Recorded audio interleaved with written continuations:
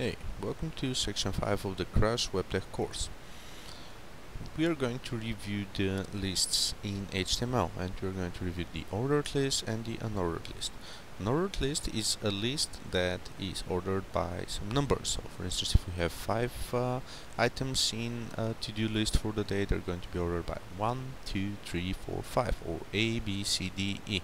But we're going to use the number definition, which is used by default. So an ordered list is to be found under the following tags. It's OL for ordered list. So as we already know, we need to have an opening tag and a closing tag. So if you want to list some items, we are going to use the LI tag, which stands for list items.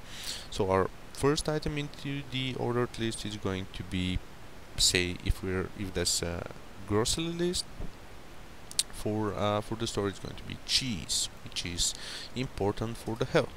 Then the second thing to buy is bread.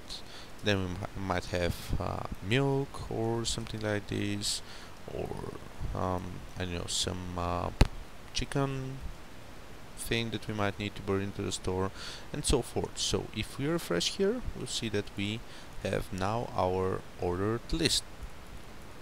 Another thing that we can also struct is the unordered list, which is to be found under the UL. And as we already said, UL stands for unordered list.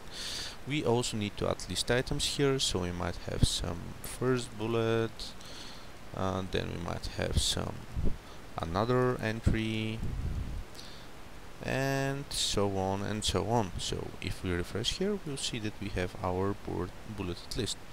Depending on what we actually need, we can use this structure to actually create a simple HTML document and define a given structure here. Now, if you want to list something and we actually want to do say a connection between two documents, we can actually separate this list into another document. So let's create a document which is lists.html, and I'm going to also open this document into my text editor. You can see that both documents are over here.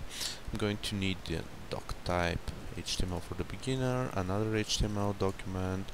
I'm going to omit the head section for now, so I'm going to create the body structure again, as we saw that it's the right way to do it. And now I can get to the first document and actually grab these lists and paste them into the second document, which is going to look like this. And now, if I open this document, which is the list.html, it's going to display my lists here. I can even add some title here at the body, which is going to be h1 lists document. And I'm going to close the h1 tag. So when I refresh here, I'm going to have a document that has the lists. Now, how to create the connection between both documents? Now we see that in the first document we have the test HTML. If I get back to the browser and refresh, I'm going to see that there are no longer lists displayed in here. So I need to create some connection. I'm going to also close lists HTML, and as we already know, we can do some links.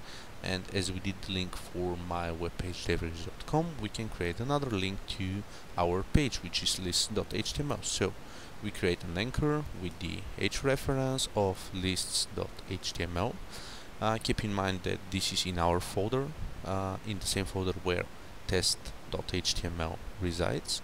Therefore, it is going to be listed in this way without any prefixes or any other specific paths, as they're in the same resource. So we can create this anchor and add some anchor text, which is, say, go to the lists, and hit save, hit refresh, and we'll see that we have the go to the list here. If I hit to go to the list, I'm going to see the list document. Now, how can I actually get back to the test document? Well, I'm going to go to the lists HTML, and now I'm going to create a paragraph, which is another structural unit, and in the paragraph I'm going to create another link, which is going to be linking to test.html, and it's going to be get to the test page. closing the anchor tag, and now voila, when I refresh I can get back to the test page and also go to the lists too.